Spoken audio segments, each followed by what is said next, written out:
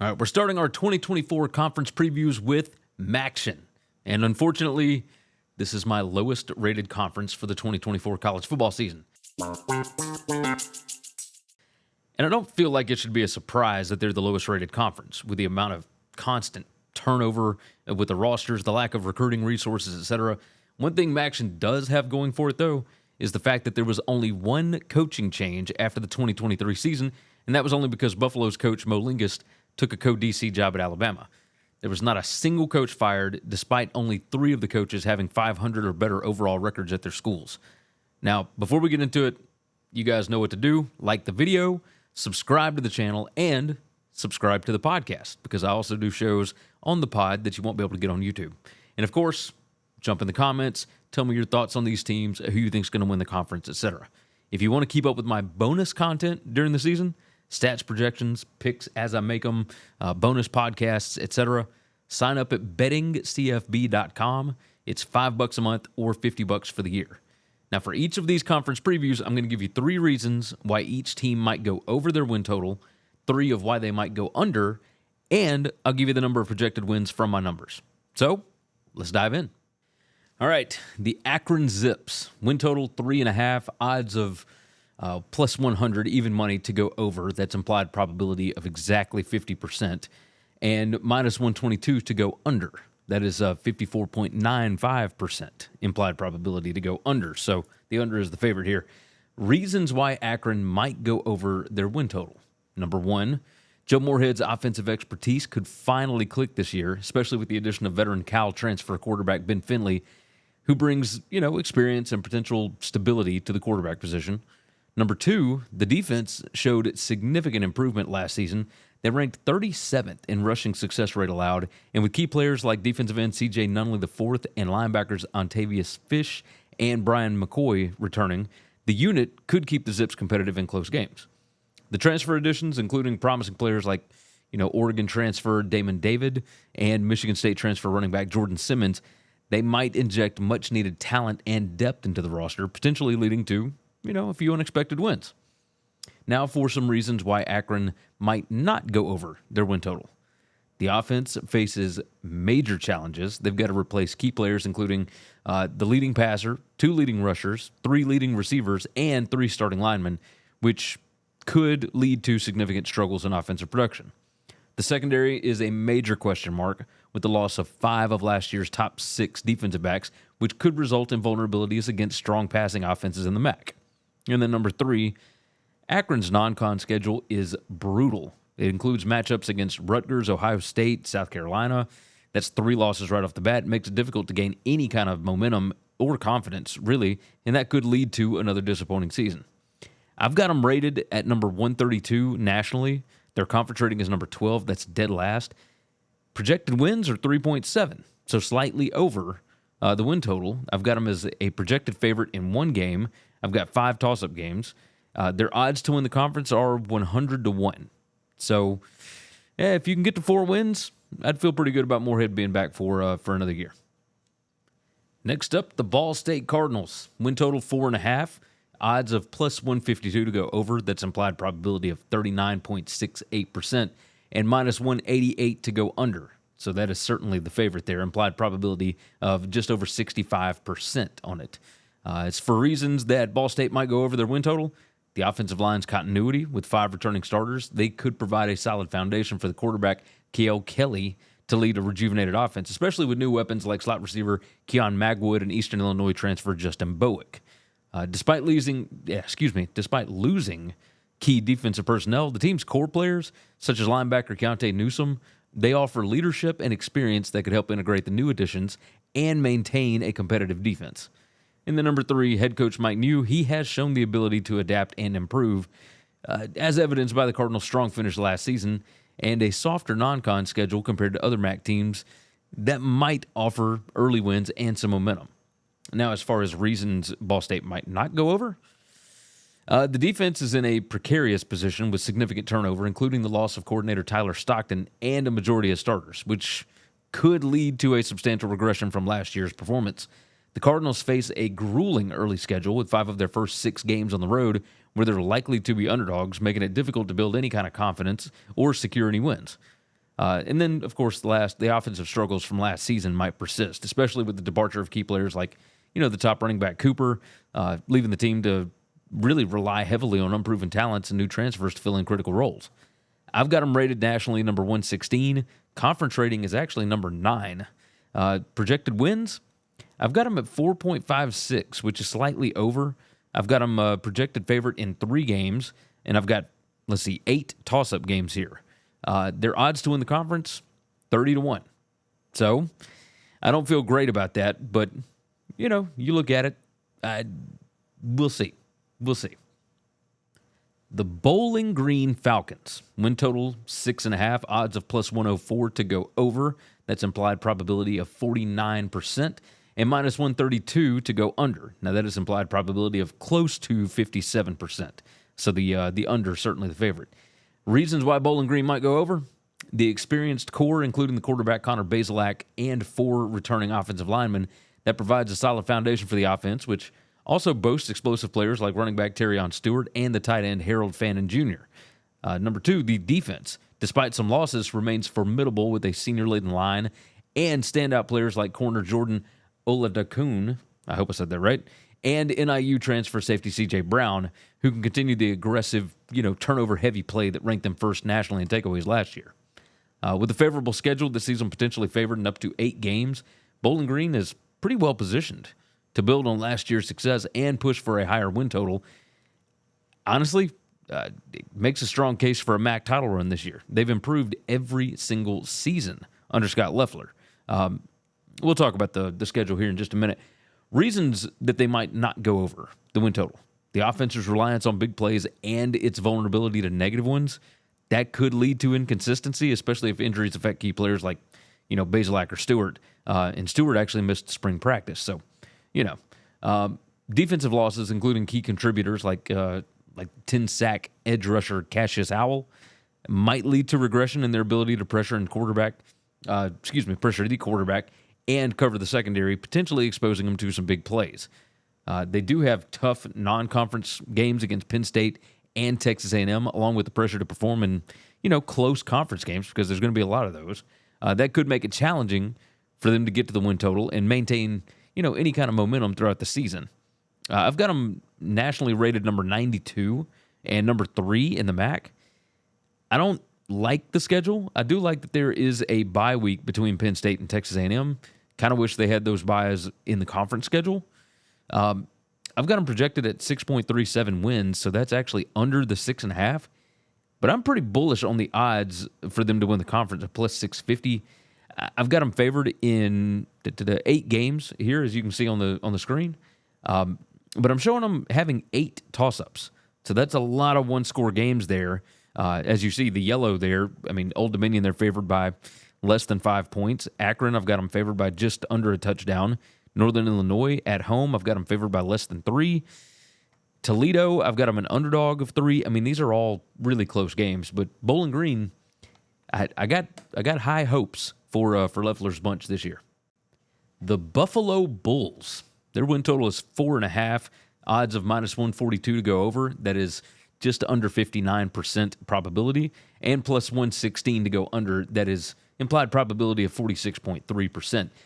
Now, as far as reasons why Buffalo might go over the win total, Pete Limbo's extensive experience and successful track record, especially in the MAC, particularly in special teams, could provide the discipline and the strategic edge needed to turn close games into wins, especially with defensive leaders like Sean Dolak and Red Murdoch anchoring a pretty solid unit. The Bulls' defense, which showed promise last year, is bolstered by returning key players and intriguing transfers, potentially making them one of the stronger defensive units in the MAC, which is capable of keeping games close and, in turn, winnable. With a more favorable schedule and some winnable games against teams like Lafayette, UMass, UConn, etc., Buffalo's got a clear path to surpass their projected win total if they can capitalize on these matchups. Reasons why Buffalo might not go over the win total: the offense was one of the worst in the nation last year, and they lost all of their starting skill position players. They're going to face significant uncertainty, particularly at quarterback, where you've got unproven players like Ogbonna and Jack Shields. They got to be able to quickly adapt and perform in this situation. Despite some promising defensive pieces, the loss of key contributors like leading tackler Andrew Sinek and, of course, leading pass rusher Devin Grant, that could hinder the unit's effectiveness, which in turn would make it kind of difficult to maintain last year's defensive performance. Now, the lack of offensive playmakers in depth, especially with a thin running back core and an unsettled quarterback situation, that might result in continued struggles to score points. It limits Buffalo's ability to win close games and surpass the win total. I've got them nationally rated at number 115. Their conference rating at number 7. Projected wins, higher than I anticipated. I've got them at 5.69. And I've got them favored in 6 games on here. Now, at the same time, I do have them in 10 toss-up games, which is just wild out of 12 games. But you can see all the yellow on the screen. Their odds to win the conference are 30-1, but I'm curious about limbo this year. The Central Michigan Chippewas, their win total is 5.5, odds of -140 to go over. Implied probability is 58.33% there, and plus 110 to go under. Implied probability of 47.62%. So a lot of love for Jim McElwain here. They think he's actually going bowling this year. Here are the reasons why they might go over that 5.5 win total. The quarterback, Bert Emanuel Jr., he has shown flashes of brilliance and explosive potential. And if he can stay healthy, develop his passing game a little bit, he could be a game changer for that Chippewas offense, which also returns a solid core of skill players and experienced linemen. The continuity in the offensive unit, key players like running back Marion Lukes and top receivers Jesse Pruitt III, Tyson Davis, and Chris Parker all returning, that provides a strong foundation for offensive improvement and more consistent scoring. They've also got a manageable non-conference schedule that includes winnable games against Central Connecticut State, FIU, and it offers the Chippewas a good opportunity to build some early momentum and secure crucial wins before heading into the tougher MAC play. Now, as far as reasons why they might go under, the defense, of course, which struggled significantly last season and lost its top 4 players, that includes their standout defensive tackle, Ruby Bristol, they might not have the depth or the talent to stop opposing offenses, leading to, continued vulnerabilities. Now, the tough MAC schedule with road games against top teams like Miami of Ohio, Toledo, and Northern Illinois, those pose a significant challenge, which is going to make it difficult for Central Michigan to secure enough wins for bowl eligibility. Now, uncertainty at the quarterback position with Bert Emanuel Jr., he's going to need to prove his consistency as a passer, and he'll have competition from Iowa transfer Joe Labas. That could lead to instability that could hinder the offensive unit's ability to perform at a high level throughout the season. You got to hope that Emmanuel really makes some moves as far as being able to throw the football. Nationally, their rating is number 119. I've got their conference rating at number 9. Projected wins, I've got them at 5.29, which is just under. I've got them a projected favorite in 5 games, and I've got them, a toss-up in 8 games. So toss-ups, again, those are any game that is within 1 touchdown. Their odds to win the conference, 18-1. I'm not high on their odds to win the conference, especially because of all those road games. But, they do have a home game against Bowling Green. They're a slight underdog there, but you never know with this team. The Eastern Michigan Eagles, their win total is 4.5, odds of -118 to go over. That's implied probability of 54.13%, and it's -104 to go under. That is implied probability of 51.17%. Look, I like this team a lot.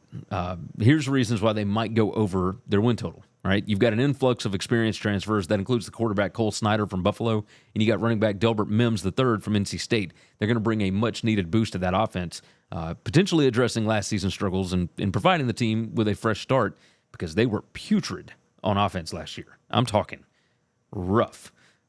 Chris Creighton, he's got a proven track record of developing under-recruited talent and finding success, evidenced by 6 bowl games in 8 seasons, and his ability to maximize the potential of his players might turn this team into a surprise contender. I love Chris Creighton.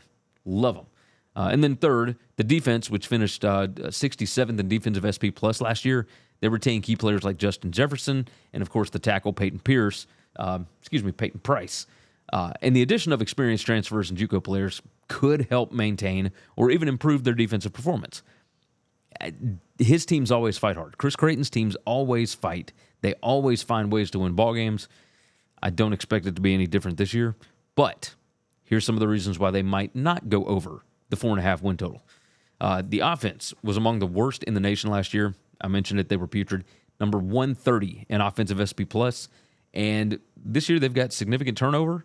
They've got reliance on new, unproven players. It's uncertain whether they can significantly improve this year or not, but at least you got some new guys trying it out. They did lose key players like running back Samson Evans and Jalen Jackson, along with their top wide receiver Tanner New. That might leave the offense struggling to find playmakers and consistency, which would make it difficult to score points.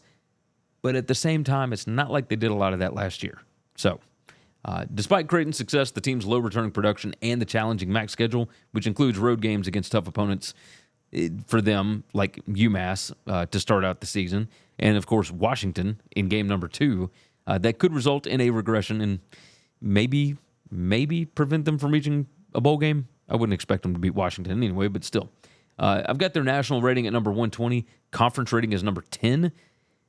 But I've got their projected wins at 5.37, which is over. And I've got them as a projected favorite in 5 games. And then 10 toss-up games. This MAC conference is wild with these toss-ups. Just 10 games that should be within a touchdown. That is nuts. Their odds to win the conference are 30-1. I don't expect them to win the conference. They don't have that kind of talent. But they do fight hard. And I think there is a realistic shot for Eastern Michigan to get back to a bowl game. The Kent State Golden Flashes, all right, their win total is 2.5, really, really bad. The odds to go over, minus 158. It's implied probability of 61.24% and plus 128 to go under. So the implied probability there is 43.86%. It's tough to go under 2.5 wins. I know it is. I know. Reasons why they might go over the win total. Look, the offensive line, they bring back all 5 starters. That could provide much needed stability and improvement for an offense that really struggled last year, and it could really help them stay competitive in more games if they're able to move the football. Hold on to the ball. That's a big part of it. The sophomore receiver, Krishan McCray, he's a standout talent who can make big plays if the quarterbacks like Tommy Udalowski or Devin Cargman, if they can get him the ball consistently, it gives their offense a dynamic threat there. And the addition of running back Kai Thomas, who was he had experience at Minnesota and at Kansas. He adds depth and potential explosiveness to that backfield, complements the returning top rusher Gavin Garcia, and it improves the ground game. So those are all reasons why they could go over. Now for some reasons why they might go under. The defense, severely lacking in returning talent and experience, especially, they lost their best defensive player, C.J. West, defensive lineman, who could lead to continued struggles in stopping opponents and keeping games close. The tough non-con schedule that includes road games against Pitt, Tennessee, and Penn State, just brutal. That's likely to result in early season losses, makes it difficult for the team to build confidence and any kind of momentum. And then significant coaching staff turnover. You got new coordinators, several new position coaches. It might lead to a lack of continuity and cohesion.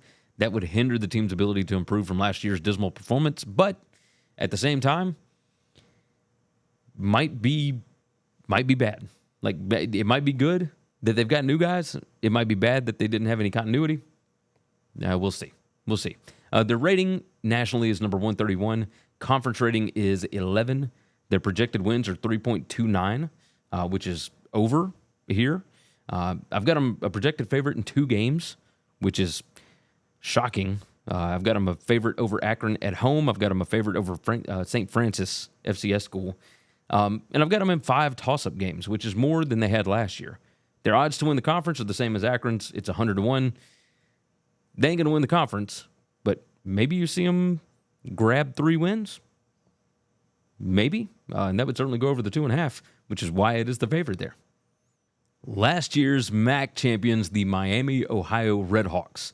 Their win total sits at 7.5. Odds of going over are minus 144. That is implied probability of 59.02%, and they are plus 118 to go under. Now, that implied probability is 45.87%. Now, reasons why they might go over their win total.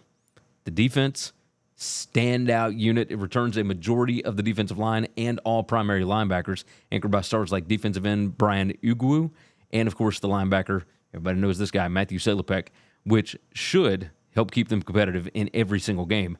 Brett Gabbert returns at quarterback, assuming he stays healthy, provides stability and experience, of course. This could potentially lead to a more consistent offensive performance, especially with experienced offensive linemen.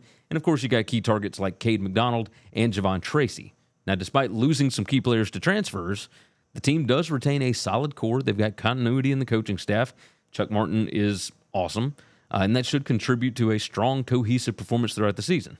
Now, as for reasons why they might go under their total, you got the loss of key defensive backs and the absence of top skill position players like running back Rashad Amos and, of course, wide receiver Mac Hippenhammer. That could make it difficult for Miami to match last year's defensive and offensive performance.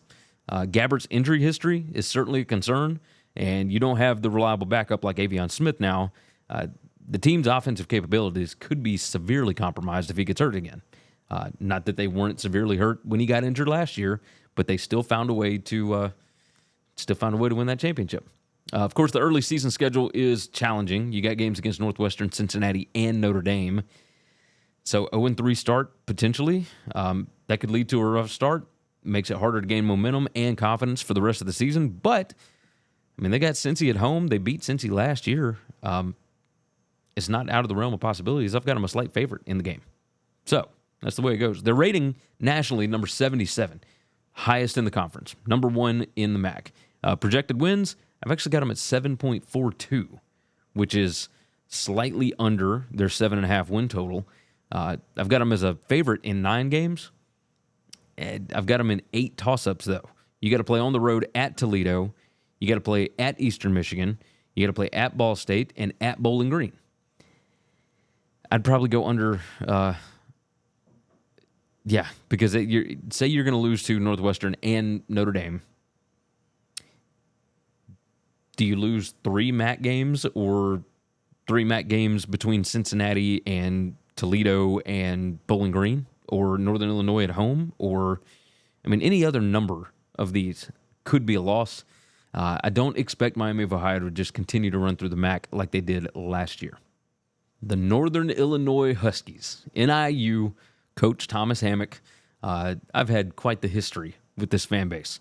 Look, the win total is 6.5. You got odds of minus 128 to go over. That's implied probability of 56.14% and plus 104 to go under. Now, that implied probability is 49.02%, so it is right there on the number. Why Northern Illinois might go over their win total? The Huskies running game, led by standout running back Ontario Brown, it's going to be a force with a seasoned offensive line returning. It provides a reliable offensive foundation for this team. The defense, particularly the secondary, they're expected to be one of the best in the conference, with nearly all key players returning, which solidifies a unit that already ranked 6th in pass defense last season. The team's overall depth and experience, you got 14 returning starters and proven playmakers like Trayvon Rudolph and Grayson Barnes. It gives them the tools to win close games and outperform expectations. Now, here's why they might not go over the win total. You got uncertainty at the quarterback position. That could hinder offensive consistency. Neither Ethan Hampton nor Jalen Macon have substantial starting experience or proven success at this point. The loss of top defensive linemen could lead to struggles in controlling the line of scrimmage, potentially weakening the run defense and overall defensive effectiveness. And then, of course, the non-conference schedule features challenging games against Notre Dame and NC State that could result in a tough start. It'd put additional pressure on their MAC games to secure bowl eligibility. I've got them rated number 93 in the country. Conference rating is number 4. The projected wins are 6.41, so I've got them slightly under the 6.5. I've got them a favorite in 8 games, or a projected favorite in 8 games. And then I've got 7 toss-ups. So only 2 games that I don't see them winning, where I've got them, more than a score underdog. A lot of toss-ups, and then some easy wins, right? Western Illinois, UMass, Akron. 3 wins on the schedule, and then you got to figure the rest of them out. The Ohio Bobcats. Win total is 6.5. Odds of plus 130 to go over, which is implied probability of 43.48%, and minus 160 to go under, which is 61.54% implied probability. As for why they might go over that win total, despite the significant losses, the Bobcats have a strong track record of overachieving under Tim Albin, and if transfers like Blake Leak and Dustin Johnson step up, the defense could remain formidable. The ground game shows promise with Parker Navarro's mobility and Ricky Hunt's breakout potential, especially behind an experienced offensive line. Ohio's ability to find and develop talent from lower divisions could absolutely help them surprise the conference again if their picks turn out to be the right ones. Now, as for why they might go under, the sheer number of departures, including key players to Power 4 programs, it leaves massive holes on both sides of the ball. It creates a significant challenge to maintain last year's performance level. I think I read that they had 22 starters from the last 2 seasons that are now at P4 programs. I mean, that's nuts. With the loss of experienced receivers and crucial linemen, the offense probably going to struggle to maintain consistency, especially if new faces don't quickly adjust to FBS competition. And then, of course, the defensive unit, which was a strength last year, heavily depleted. They're relying on unproven players from lower divisions that may not be enough to keep the team competitive against tougher MAC opponents. And obviously, we'll see. They got some good guys out of there, but you're moving up a division. You're moving up a whole football level.